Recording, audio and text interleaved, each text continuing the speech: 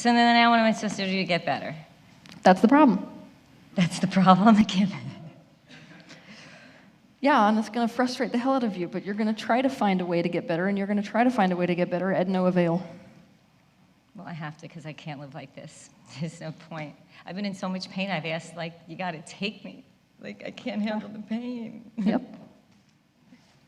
The really harsh truth that we don't want to hear, of course, when we really want the symptoms to go away, is that as long as we're trying to feel better, it's never going to happen. I've tried to ask my pain what it's about, where are you from, and I get the same visions as a child. Things happen to me as a child. I just get that vision, and I try to protect my, like you said, comfort that kid, and I do all that. And I'm still here. Yeah, can I tell you why? Yes, please, absolutely, tell me why. It's because when you're going into those experiences with the child, you still are doing it because you want the child to be different. So what you're doing right now, doing the inner child work, is falling into a very typical trap that some of us fall into. We find inner child work because we want something fixed. Healed, yeah, right. But by doing that, what are you saying to the child? That it wasn't okay what you went through? Exactly. That it wasn't, how can it be okay what you go through when you're suffering? You know, when things like that happen, how could that even be okay for, like, that is the most important question you have ever asked. How can that be okay that that happened? Yeah. Well, it's not okay. That's the lie. That's a lie. When I say that's the lie, I'm not like, No. What I mean is that we're telling ourselves something which is not benefiting us and is also not accurate within this universe. Anytime we decide something is not okay and it's happening, we're suffering. So what I'm asking for you to do with these processes is to care more about yourself than that. I want you to care so much about yourself that it doesn't matter if you're fixed. I especially want you to care so much about the little child who's still present within you that you don't care whether she gets better. It's not about getting better. It's not about getting different. It's about the fact that somebody finally hears her talk about all the abuse. You've already decided what you think should happen as a result of these experiences. And so when you decide that, you're, to some degree, resisting the process itself. Do you see how right now when you're saying, I want to get better, you're asking yourself to be different than you are? I'm asking myself to be different. Yeah, I guess I'm asking myself not to be in pain every day. Yep. But you are. Right, I am in pain every day. So you tell me to accept that I'm in pain every day? Yeah. Well, I think I have accepted it because I feel it every day. That doesn't mean you've accepted it. And it doesn't mean you've found approval for it. I know this is really rough to take, and I'm not being super gentle, but no, I don't want you to be. Yeah, the reality is you've never accepted it. I've never accepted that it's okay to be in pain every day. Yeah. And only when you accepted it's okay to be in pain every day have you given yourself permission to be how you are.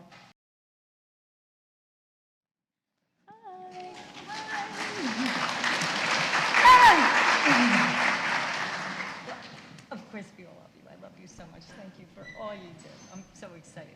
But I'll be fast and quick. Okay, my one question. I have a severe body pain. Okay. Ooh, that's loud. I can hear myself. I have, thanks, Blake. I have severe body pain for like 30 years. I had a bad injury in high school to my neck, and then 5 years ago I had a little car accident and hurt my neck again, but it's incapacitated where I'll vomit a couple times a month for like 2 days, and it doesn't go away. So, besides all my, problems and growing up and issues, I'm trying to figure out how to get rid of my pain because I want to do so much in the world, so much in life, and I can't do it being in so much pain. That's always an interesting question, because what you said is besides my childhood and everything, I want to figure out how to do it, but the key to that is your childhood. The pain. Yep. See, we like to separate emotional pain from physical pain, but they're no different. Physical pain is just the graduated effect of suppressed emotional pain. Even though you had an injury, a physical injury? Yes, and this is why. This is ready for this? Okay. All right, I'll explain how this world works this way. Okay, so what I love is that in typical allopathic medicine, people will tell you that this particular injury caused this issue. Ooh, that got loud. Oh my gosh. So what they say is that this particular injury caused this issue, right? But the reality of that is it's a bit like saying, where does the light come from? The light bulb. Does that seem like the story of light? No. What happens when you watch an accident, and this is why some people will get in seriously acute accidents and they don't get injured in the same location. You already have a weakness present in that particular area of your body. So for you, it's a foundation of safety. That's what's affected you the most. The fact that you feel so deeply unsafe has created a void pattern around your neck. It's still present. I can still see it right now. So that void pattern creates a way in your energetic body, basically, where when the energy isn't there, it's like you don't have any padding, kind of, for that area of your body. So sometimes that will manifest as like a physical symptom like cancer. Other times, the deficiency makes it so that if you are impacted by anything, that's the area of your body that's going to be hurt. So like a person who's in a ski accident, for example, let's say they fall down the hill. The part of their body that's going to give way is the weakest point. But the weakest point of your body is the weakest point because of prior conditions. Prior to the accident? Yes. That's already a weak part in my body, my Yes. neck. We can't even line up vibrationally with an accident unless we're already in a vibration of victimhood, which is an ongoing thing for you. Thanks. Yeah. That I know. So the key is really there, because we could do a lot of things with the physical body, but my worry, and this is always my issue, is that, and it's why I got out of the field of being just a pure energy worker. If we deal with something on an energetic level, when the issue is on an emotional or a mental level, then we're dealing with a symptom. Even the energy that's going into the physical body is, in essence, a symptom of something larger that is being created by the thought patterns of the person themselves. So I have a choice, basically. If we get rid of the physical symptom, and you never address the root cause, then it will crop up as another symptom. And even though it's frustrating to hear because the amount of pain you're in is as bad as it is, what would come next is worse, because mirrors always get bigger. Any of you who have been in this business for a while understand how that works. If you avoid something, next time it will be bigger. It gets bigger and bigger and bigger vibrationally until you are able to own up to and look at the truth of it. And it will be staring you in the face at that point. So I've done a lot of inner child work. I've gone through all that stuff, and I keep going through it. So what else? Keep doing it. Just keep doing that work? Yes, but and there is some things I can't get deep enough when I go back to my childhood. I just get to those, I have certain visions. So that's what you're telling me. All the pain is from, yes, right, what happened all growing of up. it. Okay. All of it. So, because that's what the spiritual things have, after all the doctors I went to, everybody's saying now it's emotional. So with your help for like the past year, I've been really trying hard because I have so much I want to do in the world and help kids and stuff, and I'm in so much pain. So I get to those emotions when I'm a kid, but I get to those visions, and then that's all I get. I can comfort that child like you taught me, Yeah. but the pain isn't going away. Have you gone into the physical pain? Excuse me? Have you gone into the physical pain? So when it's happening? Yes, like your video with Blake was awesome, and I do it a lot. And Like when you're really suffering? Well, I'm talking when you get hit by that debilitation. Have you gone into that yet? Yes, I've tried to ask my pain what it's about, where are you from, and I get the same visions as a child. Things happen to me as a child. I just get that vision, and I try to protect like you said, comfort that kid, and I do all that. And I'm still here. Yeah, can I tell you why? Yes, please, absolutely, tell me why. It's because when you're going into those experiences with the child, you still are doing it because you want the child to be different. Because I wanted to change. Your meditation really helped because I did try to accept what happened, and I also lost custody of my kids Like, a lot of things happen. Oh, So I yeah. don't know if it's just my childhood stuff or it's older stuff too. So a lot of other things happen. Oh yeah, which that's just mirroring. So what you'll notice in childhood is that when you have these major anchors, when they start mirroring out in your adult life, each one of those is a further opportunity to link you back to the original trauma. Which is the child. Yes, so even losing the kids, that feeling that you had was an identical feeling to one in childhood. So that was an opportunity, basically, to see that emotion and to go back with it. So what I don't want you to start panicking because I know it's really easy to do. It's easy when you get into this pattern where it's like tragedy after tragedy after tragedy to start feeling like I can't climb out of this hole. I feel like I've been abused like my whole Oh, life. you have. That's an accurate statement. And I'm like so done. Yeah, exactly. So when we try to basically, one of the ways that we can back our way basically out of thinking that we're buried underneath this rubble is to realize that everything that is mirroring in your life right now happened before age 8.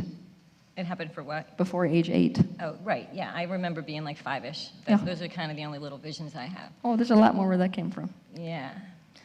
So that's all you're dealing with. So you can take the rest of the adult experience off your plate and realize that's just further mirroring. Okay. Your life will happen in typically 6, 7, or 8-year cycles, depending on the person. And all of it is just a mirroring from the original cycle. That's how you planned it, by the way. When you first came into this reality, you got off the ground running because what you expected is that you'd come into an experience quickly, into the original imprinting, which would then call you through the rest of your life in a process of integration through those patterns. So if any of you are dealing with major issues, you're dealing with stuff that happened before age 8. That can provide a little bit of relief, right? Because then if you're understanding that it's only happened up to that age, then that's all you're ever dealing with. Everything after that's just a symptom of those original traumas. But it's obvious because of the amount of resistance that you have, and I know it's frustrating to hear that, but you've got a lot of resistance to never getting done with this process. Resistance to never getting done. Yeah. Meaning I won't believe I'll ever get through it. No, like you've got resistance to the idea that it won't Won't happen. help. Or it won't happen. Yeah, so like this is the issue that you see. When somebody goes down to be with their inner child because they are trying so desperately to change what's going on now, it's no longer about being with the child. You're giving your child as much conditional love as you were given. And the child is going to feel that instantly, the same way that it would feel if a mother was to say, "Why aren't you getting better? I've come back. I've been with you 800 times. What do you want from me?" Does that sound familiar? Yeah. So what you're doing right now, doing the inner child work, is falling into a very typical trap that some of us fall into. We find inner child work because we want something fixed. Healed, yeah, right. But by doing that, what are you saying to the child? That it wasn't okay what you went through. Exactly. That it wasn't, how can it be okay what you go through when you're suffering? You know, when things like that happen, how could that even be okay for, like, That is the everybody most says, important question you have ever asked. How can that be okay that happened? Yeah. Well, it's not okay. That's the lie. That's a lie. When I say that's the lie, I'm not like, No, what I mean is that we're telling ourselves something which is not benefiting us and is also not accurate within this universe. Anytime we decide something is not okay and it's happening, we're suffering. Do you see how that's like futile? Do you see basically how futile it is if something is occurring and you're saying what's occurring is not okay?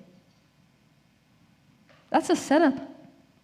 because it's the same thing you feel, you know, you didn't deserve it, Mm-hmm. and why did this happen to me? Exactly. So what I'm asking for you to do with these processes is to care more about yourself than that. I want you to care so much about yourself that it doesn't matter if you're fixed. I especially want you to care so much about the little child who's still present within you that you don't care whether she gets better. It's not about getting better. It's not about getting different. It's about the fact that somebody finally hears her talk about all the abuse. Yeah, see, I've talked about it a lot. Not a lot, but I've expressed it before. I've gone through it before. It feels like I'm living it, actually. It feels like, every time I go back, it's those same visions. It's like, all right already. Like, You're not letting yourself experience it because you're trying to go through it. experience that. Yeah. The experience, re-experience the experience I felt as that child Yes. when I was traumatized. Yeah. Well, if I vision it, that's not re-experience. I see it. I want you to feel it. Oh, yeah, you know what? I've tried, and I don't get feelings. When I try to feel how I felt, I don't get any feelings. I just see a picture. That's Does that very make sense common. too? Yes, it does. It is very common with trauma. It's acute trauma.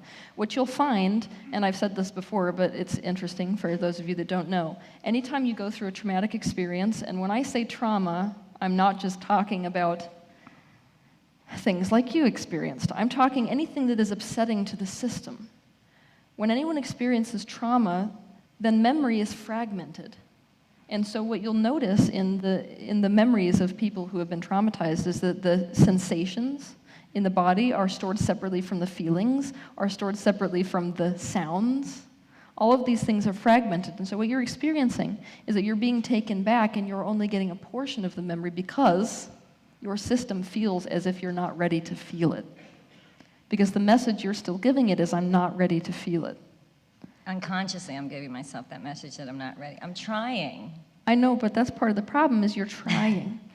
This will be really exciting though I'm for you. confused. Do you want me to tell you why? Yes, of When you course. go back, I want you to go back and watch your segment after this. Okay.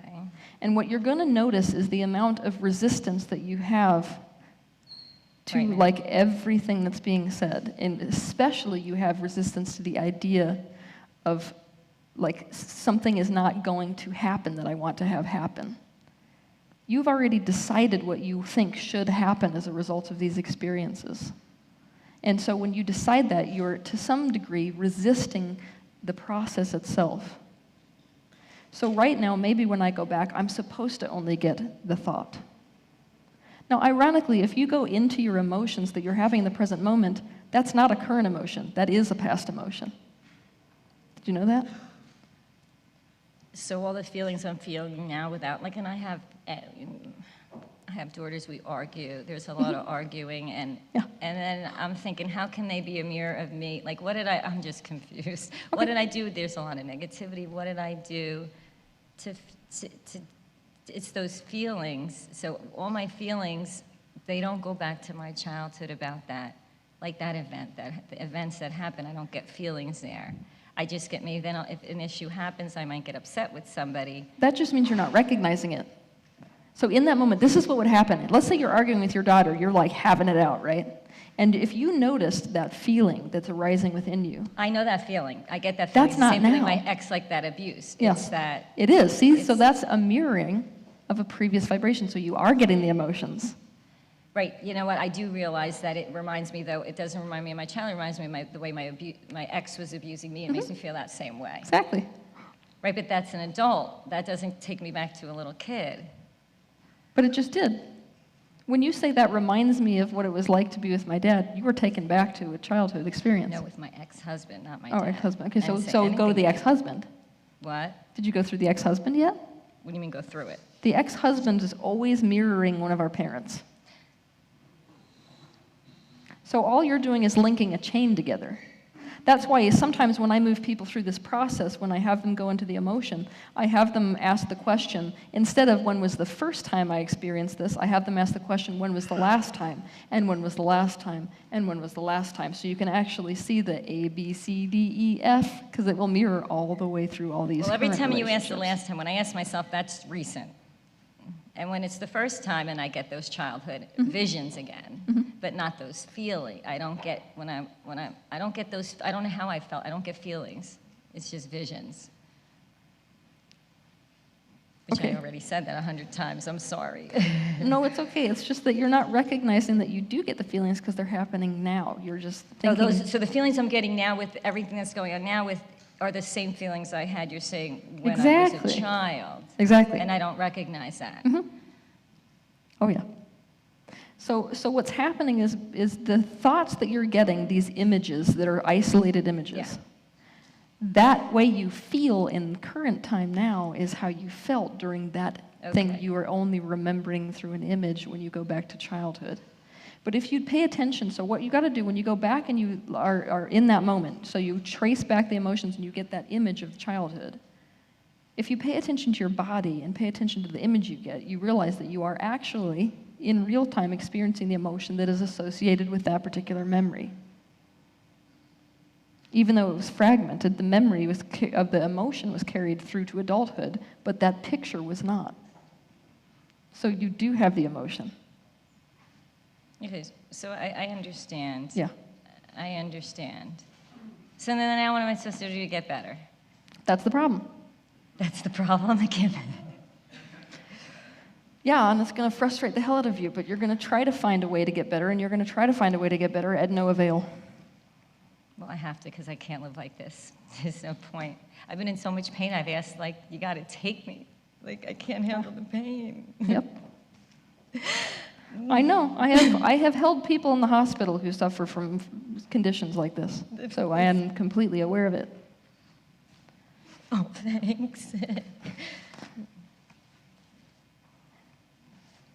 The really harsh truth that we don't want to hear, of course, when we really want the symptoms to go away, is that as long as we're trying to feel better, it's never going to happen.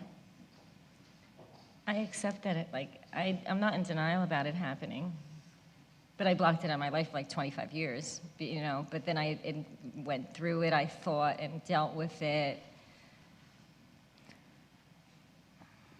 Do you see how right now when you're saying, I want to get better, you're asking yourself to be different than you are? I'm asking myself to be different. Yeah, I guess I'm asking myself not to be in pain every day. Yep. But you are. Right, I am in pain. So you tell me to accept that I'm in pain every day? Yeah. Well, I think I have accepted it because I feel it every day. That doesn't mean you've accepted it. And it doesn't mean you've found approval for it. I know this is really rough to take, and I'm not good. being super gentle, but No, I don't want you to be.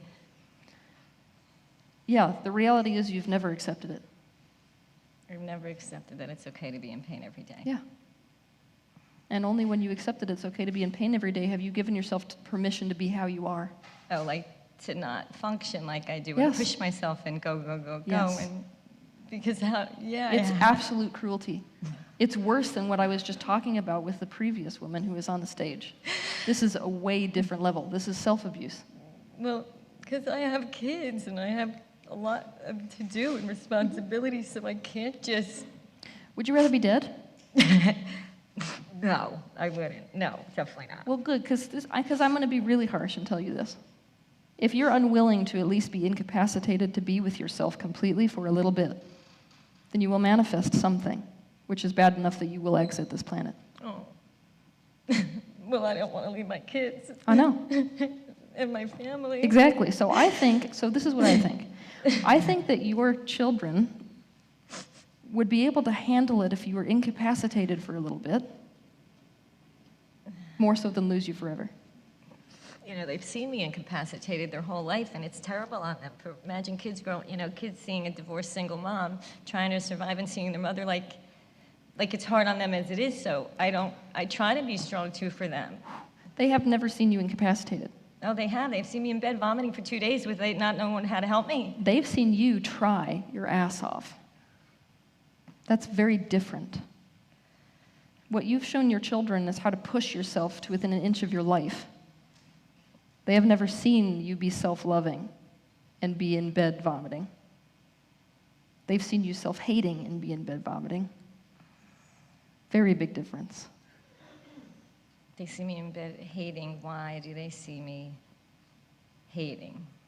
Because you say things like, I'm sorry, I'm sorry, I'm sorry, I'm sorry, I'm sorry, I'm trying, I'm pushing myself. That energy is what you've been giving them.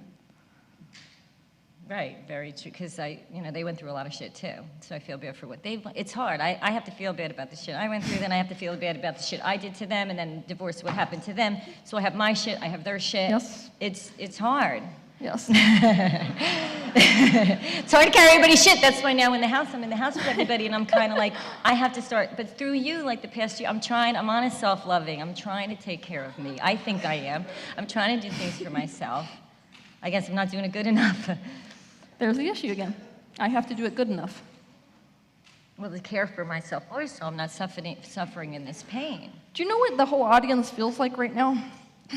No. Myself included? Like I'm going to choke to death.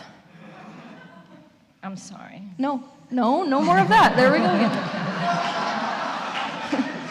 again. What? I don't want to make... Yeah, I agree. See, she says, I want you to stay in bed for 30 days. Me too. Oh If I could vote for that, hell God, yes. I couldn't. Yeah, I couldn't. Thanks. I'd probably be more depressed. But I love though that we got to stop this for a second, because some of us are interesting enough. We're saying I can't, right? We just said the word I can't. Now the reality is, if you died tomorrow, you obviously could. you're right. So what you find, I don't know if you know anything about my background with clients. I know a lot. Oh, about what? With clients. Clients. The majority of people who were coming to see me before I decided to step into the world stage were terminally ill patients. Because, the doctors basically go to the point where they're like, well, we've tried our 4th round of chemo and it's not going to work, so go figure out how to die, because I don't deal with that. So that's how most people end up at my doorstep. So I've worked with a lot of people who are terminally ill. And what's interesting is, what you find is, the people who recover, and we would consider, from universal perspective, we would consider your particular condition a terminal illness. Because you can't live like this. So either your spirit essentially takes you out so you don't have to feel this way. I really know how to push myself. Yeah, or you take yourself out, right? But I abandoned myself like you've taught me, and I didn't know that before. But I would think to me, my mother was really strong. I noticed. So I thought, I like to be strong and do everything myself. But you made me realize that I'm abandoning myself through a lot of Strong mothers kill their children. She had 7 kids. Well, I give her a lot of credit for the shit she went through. I know, you give her credit at the detriment of yourself. See, and you're going to hear me in these sessions over the course of my life, and everyone's going to come up with this idea that I hate parents.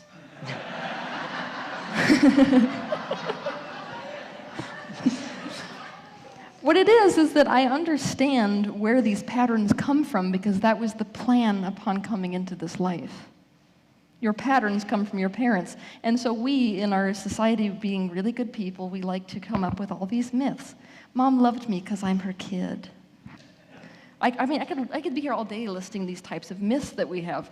But the reality is that your parents have killed you, okay? The same way their parents killed them. These thought patterns, thoughts are the most powerful disease on earth. If one thought or one belief catches, and it starts spreading, that can either go one way or the other. There's no other option. So if you grew up with a strong mother, what did you learn? You learned to be your own slave driver, just like she was. And then we love the martyrdom complex in this society. You know how we love that. We watch our moms and go, oh my God, she was the best woman ever. She sacrificed everything for us. You're right. I even did. Well, I always put my kids first before me, especially when I was a single mom, because of course, they needed more than I needed. We're trying to maintain our own image of ourselves being good. This is a theme today. When we need to be good people, like you're needing so badly right now, then we glorify the martyr, and we become the martyr, and then we die. Well, I don't want to be the martyr anymore. Yeah, I agree. So the first step 1 is, I'm going to take mom off the pedestal. You can love her. Guess what happens? See, I'm encouraging a lot of you to get super pissed at your parents. Why? Because when you move through that pattern and you finally recognize what the hell was done to you, you will move through those feelings, and eventually you're going to be in a space of complete love for this person who suffered just as much as you did. But you're never going to move through that pattern unless first you say, they destroyed my life. I already recognized with one of my parents, but I forgave them during a time. I felt it. But my both parents are in heaven, so I'm pretty safe. Okay, well, here's the thing. I'm going to challenge that, and you don't need to necessarily take this with you, but just put it in your pocket somewhere. You have not forgiven them because you have not let yourself get super mad yet. I believe that. You've got so much rage within you, and it's an interesting thing because you've been trying to be nice. You've got the nice girl complex, which is that you've been trying to be nice, trying so bad to deny these feelings. Deep down, you've got so much rage. What it actually visually looks like is that next to your bone, right in between your bone and your skeletal system, which is why you've got this amount of pain, you have so much rage happening because of the amount of grief that happened in your childhood. And you have never let that rage get out. So the rage is essentially what's causing your nervous system to be like it is. Your nervous system is registering pain constantly because your emotional body, if I'm looking at it, it looks like 1,000 pounds of pressure with an internal heat of rage pushing against it. Zzz, do you see that? Yeah. That vibration is what's doing it physically to your nervous system. The rage. So Yeah. then you have to tell me how to let the see, because I'm not guilt blame. Like, you know, I cried for years how I did this wrong, and I carried guilt and blame for my past for a long time. So that rage, Exactly. So here I don't get that rage crazy. Well, I want guess you to I do. understand this much better than you do because you know how I was talking about the vibrational scale earlier. This is a good way for people to see it. Here you have powerlessness and self-blame, and I'm such a bad person, right? Here you have rage. And here you have these positive emotional states you want to get to. What if you can't get here without going here? I'll go there. I'll go anywhere I have to go. But, okay, good. To get to a better place. I'll do anything. So I can go through the rage, sure, and get mad and angry at them. I can do that and get pissed and say you fucked up my life. I can do all that. But then I'm already that wanted it because I'm already that pre-planned it coming here, right? I think it will be harder than you think to allow yourself to be a bad person. Well, why does rage make you a bad person? Good question. Because it does in your mind. Good answer. You're right. It probably does. So I have to just release all that rage and anger. You have to admit to it when you feel that way. And your daughters are a very good trigger for that. There you go. My daughters are a big trigger to that. You're so right. I told you my painting came. She just painted a painting for me, and it came, and they flipped the shit. I was so devastated. That's why I was devastated. The first a good thing I do for myself, and they hated it. I was really upset. Oh, tell them the story. Everyone would like to hear the story. Oh God, I hope my kids never see this. No, it's fine if they do. Okay. Okay. So I had a commission piece from Teal. It just came about a week ago because I really felt I needed it. And I am a single mom of 10 years. I have never financially issues for 10 years. But I just felt I really needed to do something powerful to help me move on. And it came in the mail just the other day. And I have teenage 23 and 21-year-old daughters. And it came in the mail, and oh my God, it was just, the real ones are even crazier. The energy, it was like you talking to me. I was so beyond ecstatic. And I went downstairs, and my kids know about Teal. One really is spiritual, the other, but they know about you because I talk about you a lot.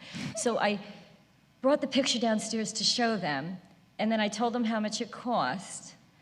And they gave me shit. Oh, they yeah. said, Mom, but you have to know, I'm a single mom, and they know it's been tough for 10 years. But they do have a dad, and he has money, but still. So they got upset and told me, why did you spent that much money on that, Mom? And I freaked out. I couldn't believe that. They were insulting what I did for myself, one, and then who are you to tell me what I can do with my money? And it just, I was devastated because I was so high and so happy. Mm-hmm. And what they had said it blew me away. Oh, you spent that much money on a painting, Mom? What'd you do that for? Wow. And I ran away. I took off. I couldn't even deal with it. So that event, if you want to understand the way that the world works with mirroring, had absolutely nothing to do with that particular scenario which we're describing.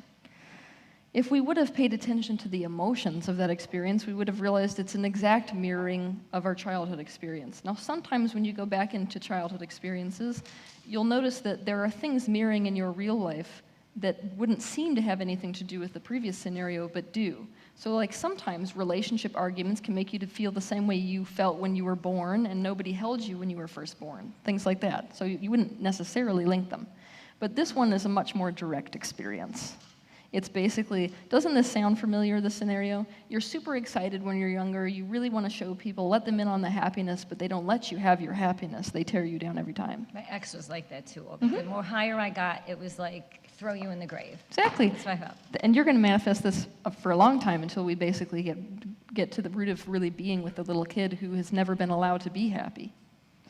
And we have to be aware of this pattern in ourselves, because a lot of us have this pattern where when we have had lives that are super, super difficult, we're just as scared of positive emotion as we are from negative emotion. And you'll find this pattern in yourself, so I'll forewarn you. When you start moving through these emotions and really caring more about not abandoning yourself than getting better, big difference there, you'll start to notice that you have major resistance to positive emotion. The reason is that when you feel positive emotion and somebody tears you down to the ground, like happened in your childhood, it becomes more unsafe to feel bad, or feel good rather than to feel bad. Because then I'm falling from all these stories versus just, oh, well, you just basically did the same thing as I've already been feeling all day. Thank you for making it exactly like it is. It's a lot better, isn't it, than that feeling of like, look, I'm so excited, crush, right? So what's happening, I want you to all remember something.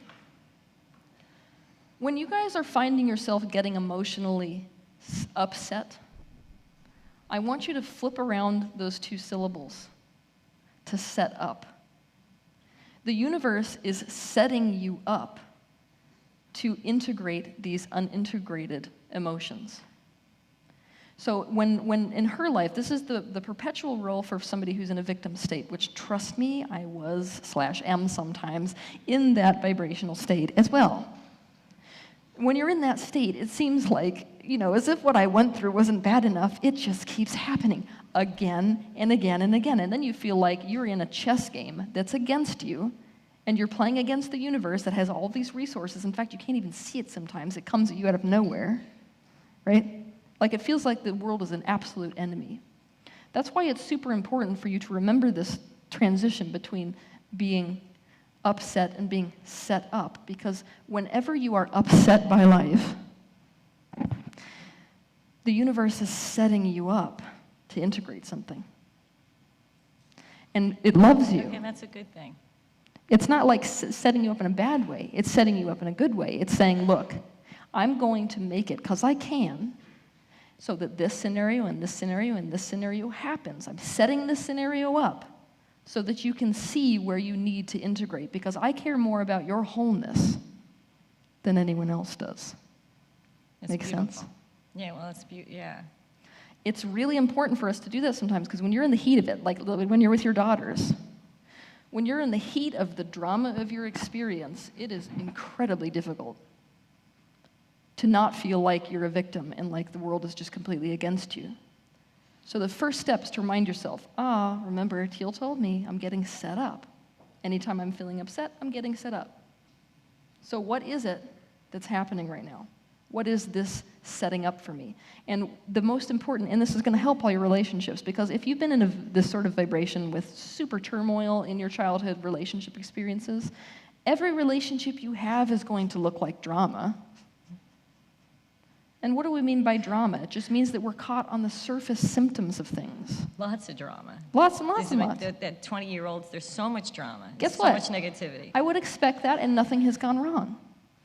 Not in all the years of me doing this job has somebody stepped on stage and I've been like, well, that's abnormal. I've never seen that before. I didn't expect that. No, we would expect exactly that.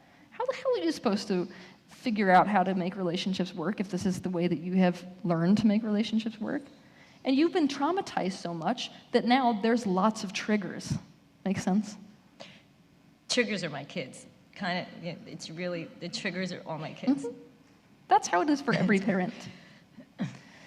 Your children will always trigger you because they're the progression of emotion. You also identify with them more than anybody else. Sure. So it's an awesome opportunity, though, as you know, because you get to parent your inner child, right? But the drama, basically, of your life that you're experiencing is happening because you're not recognizing what's actually mirroring. So we've got to practice, basically, myself and the fellow members of my household, where whenever something comes up in real time, that is current in my adult life, if I get upset, I step back in that moment and realize that this experience is a messenger. I'm being set up.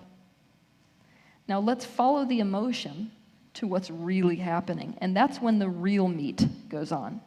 So if you can't, and it's hard, I know, because you get locked into it, but if you can remove yourself from the experience and take that heat, so you know when you get into a dramatic exchange with somebody, it's like you've got so much energy coming towards them, right?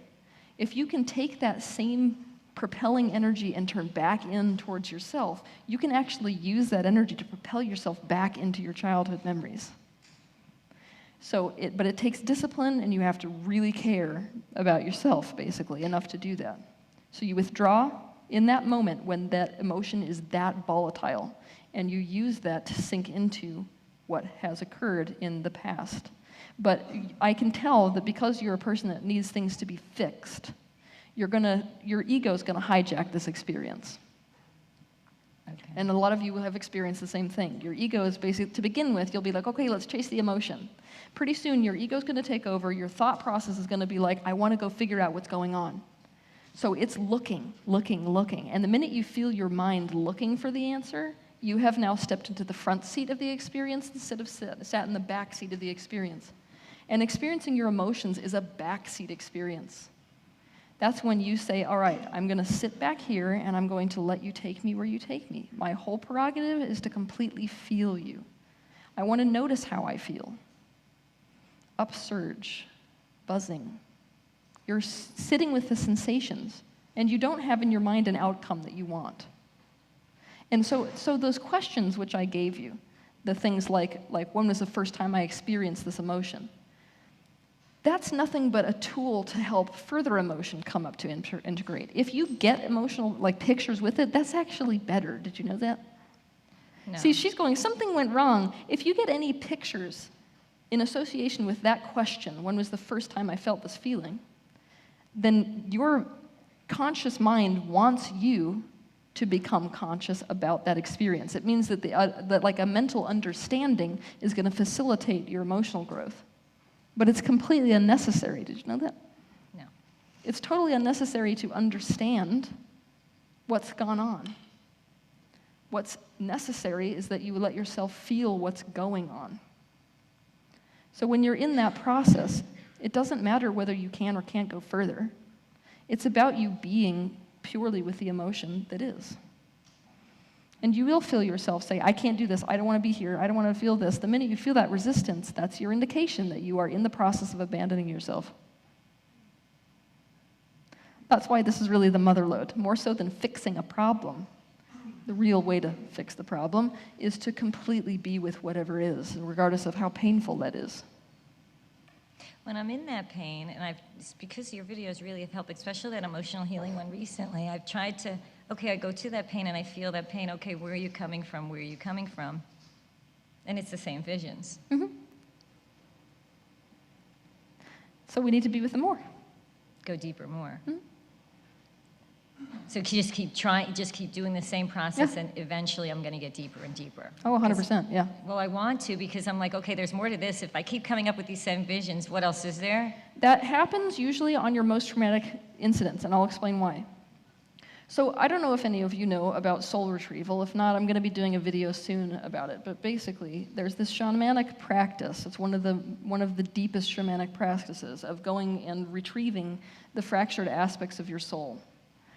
Now, this is something that very few practitioners actually do because of the amount of internal processing you have to do this soul retrieval process, but I am actually engaging in it quite often now. I've heard of it.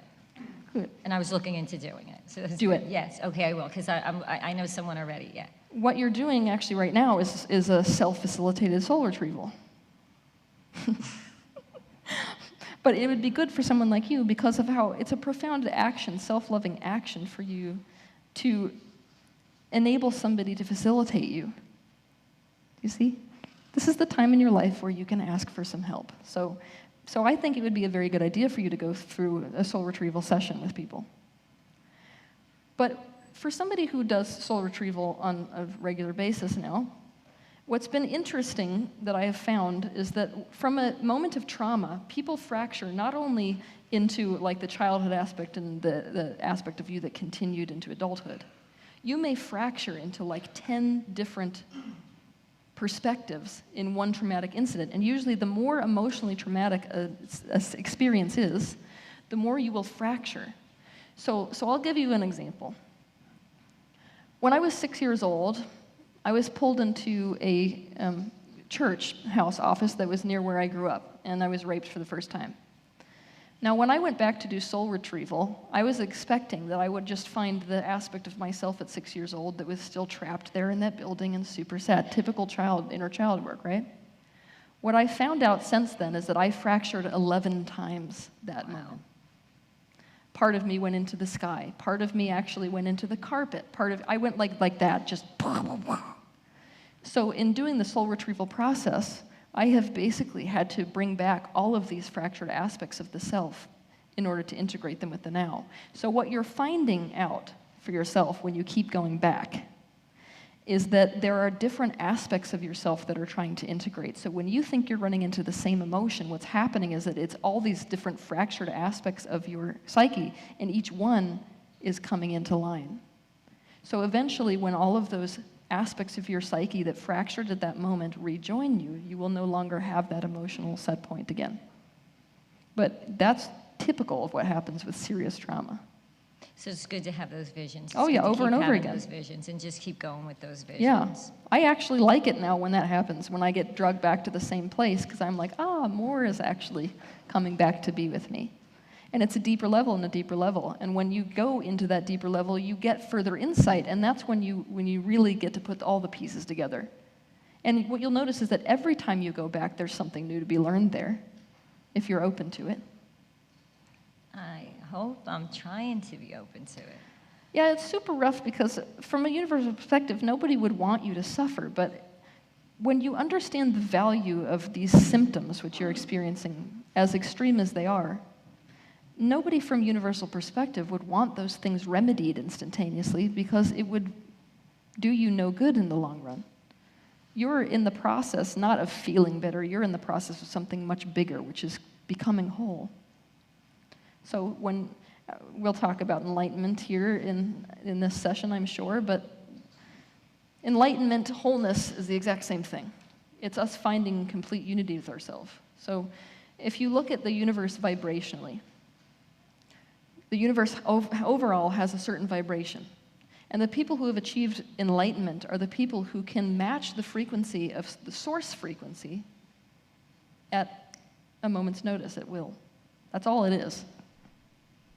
So look at this on a microcosm, and I'm going to say this a lot. A human being, any living being, is a microcosm of the greater universe. You are nothing but a fractal of the greater universe. And so when you do this process of integration, when you become more whole in and of yourself, that is the universe finding its own unity. There's no difference between you finding unity and the universe finding unity again. It has separated from itself in order to understand itself. So when you have insight, it understands itself. So you finding integration is you finding enlightenment. So this is my roundabout way of saying that when you came into this life, you weren't asking to live a simple life with your kids and to feel a little better. You asked for the whole shebang. And you know it. Deep down, she's like, yeah, that sounds like me. Well, because I'd rather just do it all now and never have to do this again. I know. I'm like, then if it's coming, let me just come now because I don't want to come and do this ever again. Yeah, I feel like that too sometimes.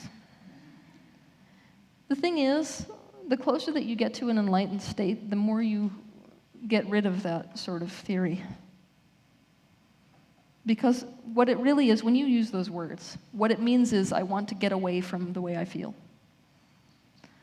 So in Buddhist philosophy, it's interesting. When they talk about suffering, they talk about two main aspects of suffering. The first is the grasping for something. The second is the pulling away from something.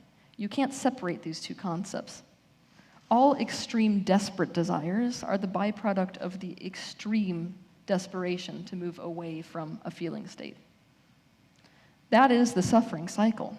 Like, we can't beat around the bush there. The suffering cycle is, I don't want to feel this way.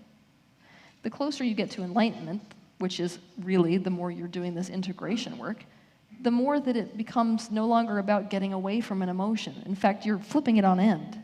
Instead of saying, I want to get away from this emotion, you're saying, let's go right in the direction of that emotion. And now, the universe can't chase you with anything. And so, when you stop being afraid of feeling, because that's all this is, I want to quantify your problem.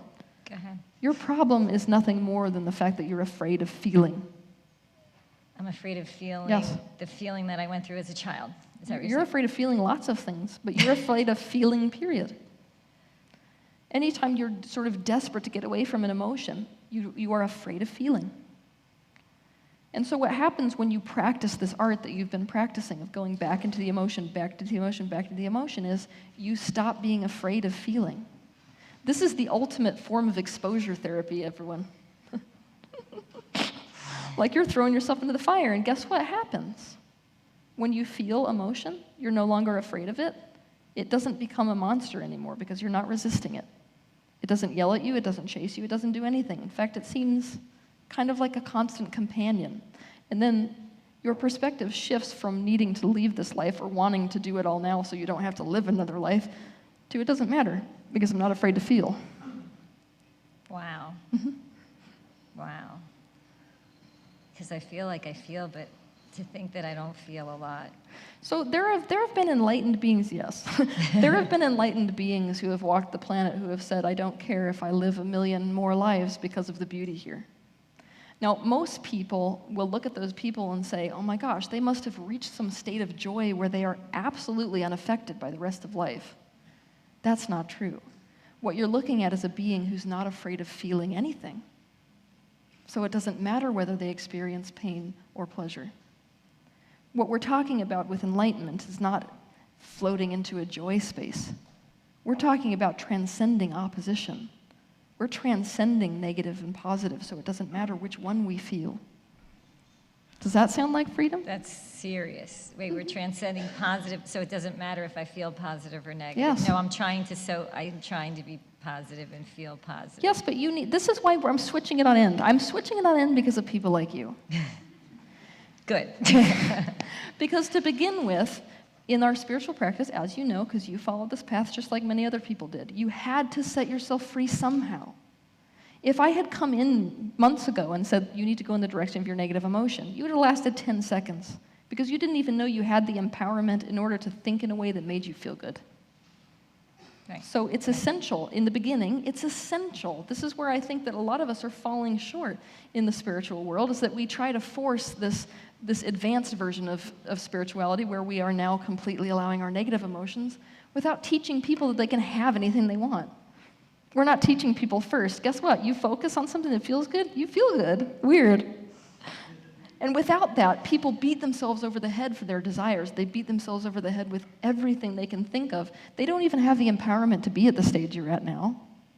The stage where, guess what's imprisoning you now? The very thing which set you free in the first place. Have you noticed this? If any of you have been through any kind of trauma, then you must have noticed that there were coping skills you had to get you through your trauma that don't serve you now. In fact, they're a major detriment now. It's no different. All kinds of progression, you will find that nature in this universe. You'll find the fact that in order to move forward, you have to abandon the very tools which got you free in the first place. So, that tool is not bad. Positive focus is not bad. In fact, we're going to bring it back later. But what you're going to notice is that you're trying to use a hammer for something you need a wrench for. Right now, what's kept you prisoner is basically the fact that, okay, I want to feel better. Oh my gosh, I can feel better. Guess what? My desperate need to feel better is in fact me abandoning me. So you're just at that phase. You've spiritually progressed. Well done. You're at a phase where you are ready to quit abandoning yourself and to stop making it about feeling better. And that's like really how to set yourself free. It's the next step. Now, your body cannot do what it's doing to you right now if you get to that state. What do you mean it can't? Oh, if I get to that state of peace and enlightenment, my body won't be in pain. Yeah, what's it trying to do? Oh, Okay, no. so this is important. This is really good that you're here. I love this. Every time I'm in these workshops, I'm just like, thank God this person stepped on stage. Basically, we gotta quit telling the lie that pain is worth nothing. Ugh. Why the hell does it exist? Ask yourself that question. I have. Why do I need to be in pain like this? What is my pain telling? Why do I want? Yeah, I want to do all these great things, and I'm in too much pain. How can I do all this? So what is my pain telling me? Interesting. So did you hear this? This is super good. She did not just ask the question, what is my pain doing? She just projected the answer already, which is that it's doing something not good. Did you feel that? It's holding me back. Yeah. I feel that. So you've already decided what it's doing. So you're not really asking the question. It's holding me back because I want it to hold me back, and I'm not ready to be set free and live. Are you? Are you ready to be set free? What does set free mean? Am I ready? Yeah, I'm ready to live a joyful, peaceful life and manifest what I want. Are you ready to feel? I'm totally ready to feel. Yeah, I feel that I do feel. And even like addressing I feel like I do feel. Because I feel like I'm not afraid, hey, whatever happened in the past, let me know. I want to know. Let me deal with it. It's okay. And I've gone through a lot, and I thought I went through a lot, and I even tried to address people and issues and forgave and dealt with it on that level with that, those human beings. Oh, I hate when people use forgiveness as a goal.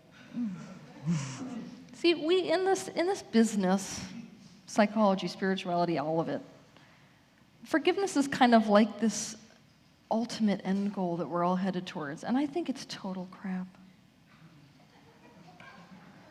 I think the psychologists... It made me feel good, though, when I spoke it made me feel better when I discussed the issues with certain people. It comforted me and made me feel... Is that good or... No, if you discuss the issues with people, it's fine. It's just that I don't care whether you forgave or not. Okay. And any psychologist or spiritual teacher that cares whether you forgave or not is not worth a damn. Would you like to know why? Sure. Because forgiveness should not be an end goal. It should be an inevitable byproduct of a process of you trying to love yourself. That's it. If we're headed towards forgiveness, we're abandoning ourselves already. It's not about them. It never was. It's about me. Yeah, forgiveness is unilateral. Okay. Forgiveness has nothing to do with another person. Nothing whatsoever. Right. So usually when people say, I forgave them, it's, oh, I'm a good person because I let them off the hook. But I'm still not free. See, forgiveness, somebody has not reached forgiveness yet unless they're in a space of inner peace. Inner peace. And inner peace is the transcendence of opposition. That's all that is. So if you're still suffering, you haven't forgiven yet. We may be able to use those words, but we haven't forgiven yet. Yeah, it's very hard to forgive yourself, Rhea, when you think you fucked up a lot. What does forgiveness mean? To me, right, that's a good question. I can tell you vibrationally what it means, but I want you to think about it right now. What do you think forgiveness means?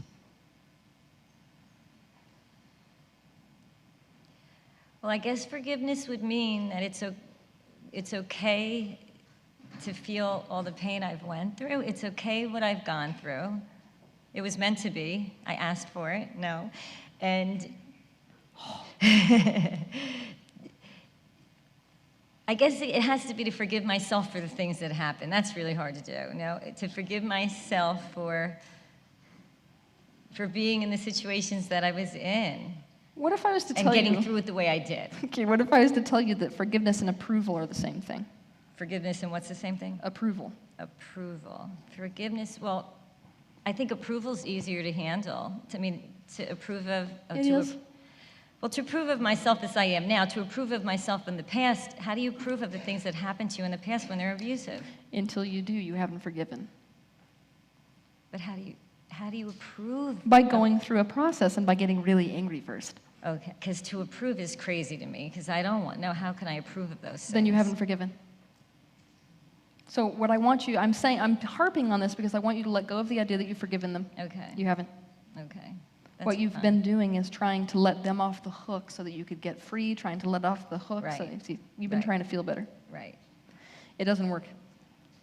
And I realize it sounds harsh, but basically, we all know what happened with that giant shooting that happened out in Santa Barbara? What if I told you that the parents of those children who got killed do not kill or don't find a place of forgiveness, basically, for the person who did it all until they find approval for what they did? For they find approval of what they did. Yes. Now that's aggressive. I realize I'm like really pushing the envelope here. But I want to push that envelope because the reality is we haven't forgiven until we've found complete approval for what happened. Now, often we can't do that for years, not until we've gone through an enormous process, not until we understand the value of the experience. And we may be going back to that place over and over again. We may never forgive, and that has to be okay. It should never be about forgiveness. Do you want to know who invented the idea of forgiveness? Religions. Religions invented forgiveness. Why? Because if you're really angry, it doesn't make me very happy because social order can't happen. Right, and blame and guilt, and I did a lot of blame and guilt forever. Do you see how forgiveness, even feigned forgiveness, creates social order? Sure. So I would rather you do that than be angry because I can't deal with your anger, frankly, and it upsets everybody else. So forgive them. It's what Jesus wants.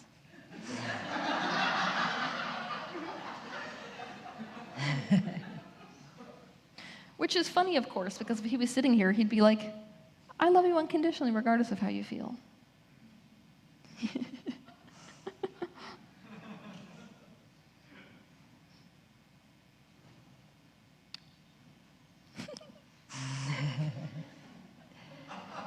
So just try to love myself. Look at that. Just It's like love drudgery. myself. We're at drudgery already. So what you're telling me is, I love that. That's fine. I have to tease you some. Because I know it isn't so easy. It's not so easy to Hell just... no. No, I'm not going to sit up here and tell you it's easy. Are you kidding me? My God. I'm sure I'd sell more tickets if I could tell you that it was easy. Going through, yeah. You have to know how to go through the process. So I do realize I do need help. I realize, I'm trying to do even everything alone, and I don't think I can. I feel very stuck. So I feel like I can't do it alone, getting through all my emotions. You could do it alone, but for you to do it alone would be incredibly self-abusive, and it would be exactly what was propagated against you. For you, self-loving is to ask for facilitation, which is help. But to you, so you've been looking at help like help is a detriment because it means that there's something about me which is not adequate. That's not the case. It's just that it's profoundly self-loving for you to open yourself up to a space where you can have somebody care enough about you to work through these problems with you. Yeah, you're laughing. You're so funny. That makes sense. You're in pain constantly because you are like a slave driver. Yeah, I wouldn't think that was why I would be in pain, though, because I thought that's, what I have to do. You Nope. have to survive, and you have to go. That's what I was going to say. So thank you for taking me back there. When I'm working with my terminally ill clients, we start off in a space always the same as yours, every time. I can't quit my 9-to-5 job. I can't do this and that and this and that. At which point, once they've already got the diagnosis that they're dying, I get to have the conversation with them, which goes like this. You're dying. Yeah, it's bad. Can you really not afford to quit your job? Well, now you can. If you're that ill, you have to do anything. I'm that ill, though. I'm really that ill that I have to do anything to survive right now. Doesn't it feel that way? No. It doesn't feel like I'm dying, no. Yes, it does. I'll remind you of that when you're throwing up next time. I can pop in if you'd like me to. When I'm throwing up, I've asked the universe to take me. The pain's so bad, I've said, you have to take me because I can't deal with this pain. I'm so excited for you to go through this because you just contradicted yourself in a major way just now. You said, is it really that bad? I don't feel like I'm dying, but I've asked the universe to kill me. When it's that bad, when I'm vomiting, when I'm not vomiting, I know how to push myself. I know how to go mental and push myself through. That's why you're vomiting. I'm vomiting so I stop to just... Yes. Do you look at what your body has to put you through in order to incapacitate you finally? It's bad. It is so bad. Yeah, so if you didn't make it do that to you, then I wouldn't do it. This is a majorly big realization that you can either have or not have on this stage. You ready? I'll have it. Your body is doing this to you because you're killing yourself. It loves you enough to incapacitate you, so you will stop it. Oh, because everything I'm doing, the way I'm living my life, I can't live my life this way anymore. That's what you're telling me. Now I think I finally clicked. Yes. I can't live my life this way anymore. My body's telling me, Carol, you can't live like Yes. this anymore. And that's telling me you have to change everything. Yes, everything. This is why with you, you are no different than any other of my terminally ill patients. We have the conversation first. Do you know how people heal from terminal cancer or terminal anything? They quit telling themselves the lie that they can't do something. They quit telling them the lie that they have to do anything. They begin to shift every aspect of their life as if they're going to die. If I'm going to die, what am I going to do? Am I going to spend the rest of my time in a 9-to-5 job? Or am I going to enjoy my children? Is it worth losing my house and getting another house for? Hell yeah, it is. Now, the people who make that shift, they make enough of a change that there's no need for the symptom anymore. That's why I don't go to doctors much, because why would you? These are symptoms. If you treat the symptom, you're missing the message. Right. That's why I guess it hasn't gotten fixed, because I tried to fix it. Yeah, and it's not going to. And Through doctors. that's why this is a major crossroads experience for you. It is never going to change. I will tell you that right now. And you can either take it or leave it. You will try to find a way to fix yourself for the rest of your life. It will never happen. Because you're not willing to change everything about the way you live. And when I go to, meditate and stuff, all the answers will come to me, then I'll know how I want to live my life. Yes. Well, I've been trying to ask, what do Step I one. want? My Ready joy. for step one? Yes. I'm giving you step one. This is going to be what you do. Because you got to trust the fact that regardless of whether it comes through my mouth or somebody else's mouth, the universe is speaking through everything you encounter.